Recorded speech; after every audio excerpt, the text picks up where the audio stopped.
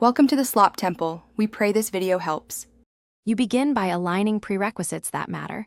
Pick the Davidson chapter sections and concise lecture scripts. First, skim full chapter headings to create a 2-week roadmap. Then, schedule 4 50-minute focused blocks daily, each with a specific organ system goal.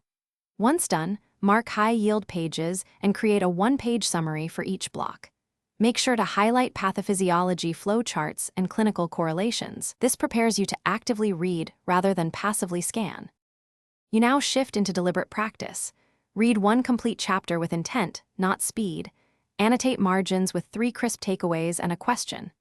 After each read, close the book and write 20 recall questions. Answer them aloud. Once done, schedule those questions into a spaced repetition queue at 1, 3, and 7 days. Make sure to translate dense text into a single system diagram that links anatomy to pathophysiology to clinical signs. This cements mechanistic understanding. You finish by converting knowledge into exam-ready performance.